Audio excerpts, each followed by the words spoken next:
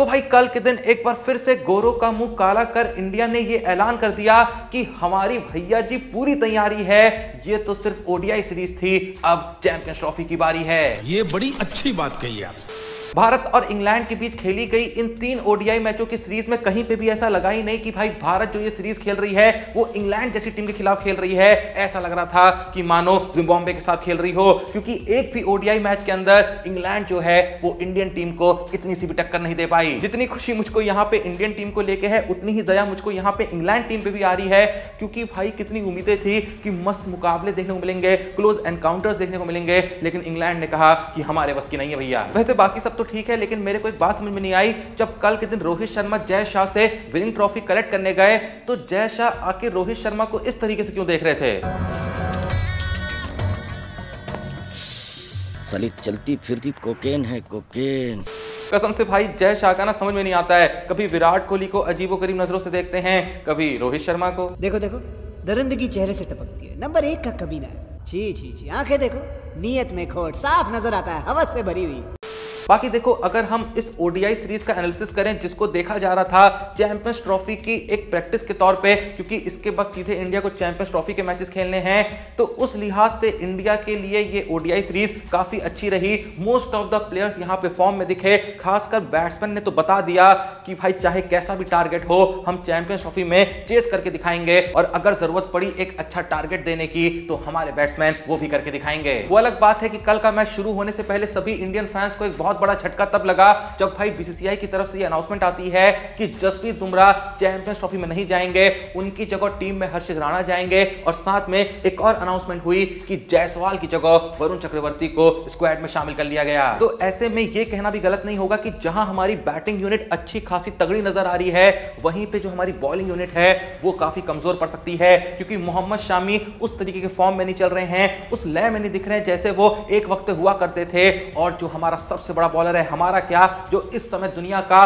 सबसे बड़ा बॉलर है, वो असल में चैंपियंस ट्रॉफी में दिखेगा ही नहीं। तो भाई जसप्रीत बुमराह जैसे बॉलर के बाहर होने मात्र से ही जो बाकी देश है ना वो इतने ज्यादा खुश हो रहे होंगे कि मैं शब्दों में बयान नहीं कर सकता, क्योंकि भाई हर देश जब भी भाई मीटिंग में बैठता होगा ना तो यही सोचता होगा कि बाकी सब तो झेल लिया जाएगा, लेकिन इस बुमराह का क्या करेंगे, क्योंकि सब ने देखा है कि पिछले कुछ वक्त में इंडियन टीम की तरफ से एक प्लेयर जो भाई अकेले दम पे हर मैच में लड़ा जा रहा था, जो अकेले दम पे मैचों के नतीजे बदल रहा था, वो कोई और नहीं, वो थे जसप्रीत बुमराह। और ऐसे बॉलर को छोड़ के हम जाने वाले हैं चैंपियंस ट्रॉफी 2025 में, छोड़ के नहीं, मजबूरी हो गई है कि भाई इंजर्ड हो गए हैं इसलिए नहीं ले जा सकते। और इंजर्ड भी क्यों हुए हैं, क्योंकि भाई जो पिछली टेस्ट सीरीज खेली जा रही थी, फिर चाहे वो India versus New Zealand test series हो, चाहे वो बॉर्डर गवास्कर ट्रॉफी हो, हमने बुमराह को इतना ज्यादा ओवर यूज कर दिया, इतना एक्सप्लॉइट कर दिया कि बंदा आईसीसी टूर्नामेंट में ही नहीं जा पा रहा। पर कोई नहीं भाई, होनी को कौन ही टाल सकता है। हम तो अब बस यही उम्मीद करते हैं कि बुमराह के बिना भी जब हम चैंपियंस ट्रॉफी 2025 में जाएंगे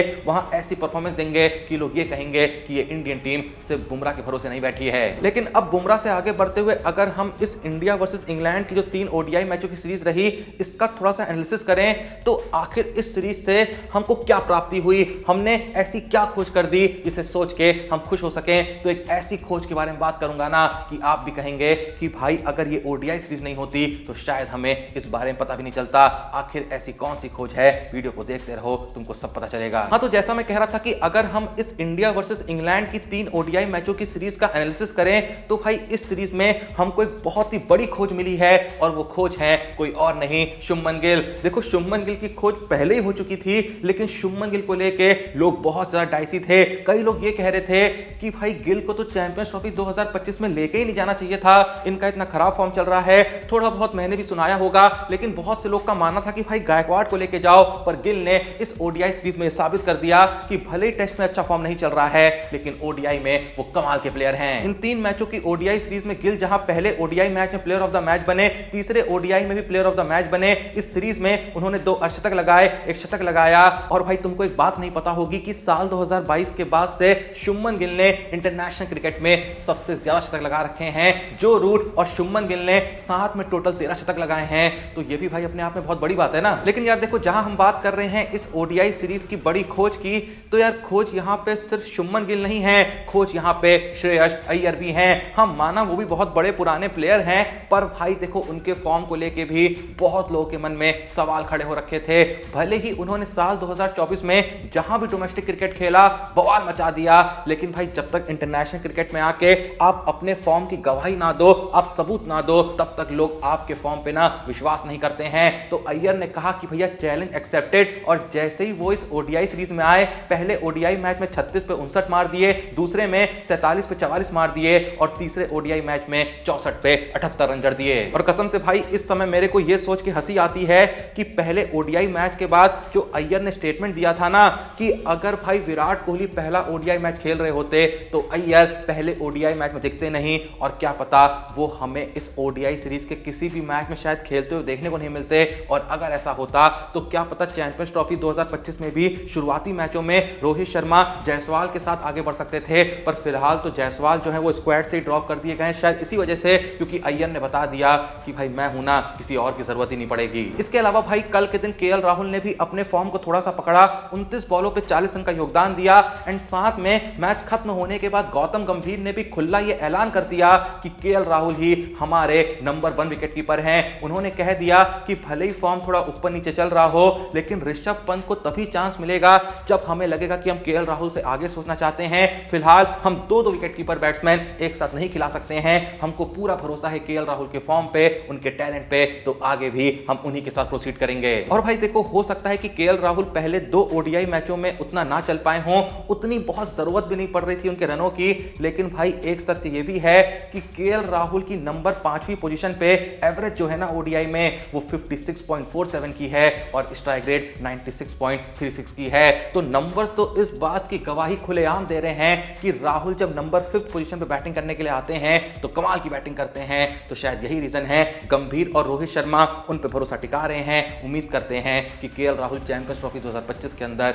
इन भरोसों पे खड़े उतरेंगे। हाँ, मैं जानता हूं कि तुम भाई किस प्लेयर का नाम सुनना चाह रहे हो, मैं उन्हीं के बारे में बात करने जा रहा हूं। जी हाँ, विराट कोहली ने भी कल के दिन अपने फॉर्म की झलक दिखाई, 55 बॉलों पे 52 रन जड़े। जब बैटिंग करने के लिए आए तो शुरुआती कुछ बॉलों में उतनी अच्छी टाइमिंग उन्होंने नहीं पकड़ी थी, लेकिन एक बार जब आंखें जम गई तो ऐसा खेले, मजा आ गया। हाँ, अगर थोड़ी सी और बड़ी पारी खेलते तो दिल जो है वो और ज्यादा प्रफुल्लित हो जाता, लेकिन फिलहाल हम इतने में ही खुश हैं। रोहित भाई ने तो कल के दिन कहा कि देखो भाई, एक मैच में चल गए हैं, ऐसा चले हैं कि बता दिया कि जब चलेंगे तो अकेले दम पे मैच खत्म कर देंगे। तो आज के मैच में 1 रन मार रहे हैं ताकि जो बाकी बैट्समैन हैं उनको थोड़ा सा खेलने का मौका मिल जाए। वैसे जहां मैंने अभी अभी विराट कोहली का जिक्र करा ना, तो भाई यहां पे मैं एक और बहुत बड़ी अपडेट दे दूं जो India versus England ODI series से तो रिलेटेड नहीं है, लेकिन भाई आरसीबी से रिलेटेड है। आज सुबह 11:30 बजे, अगर आप ये वीडियो 11:30 बजे से पहले देख रहे हैं, अगर बाद में देख रहे हैं तो तब तक के लिए ये जो बात है ये एक्सपायर हो जाएगी। लेकिन अगर आप 11:30 बजे से पहले ये वीडियो देख रहे हैं तो मैं बता दूं कि 11:30 बजे स्टार स्पोर्ट्स पे आरसीबी जो है वो आईपीएल 2025 के लिए अपने नए कप्तान की घोषणा करेगी, और ये नया कप्तान विराट कोहली नहीं होने वाला है। जी हां, जितनी भी खबरें सामने आई हैं उसमें यही भाई दावे किए गए हैं कि रजत पाटीदार आईपीएल 2025 में आरसीबी कैप्टनसी करेंगे, क्योंकि डोमेस्टिक क्रिकेट में ठीक ठाक अनुभव है उनको।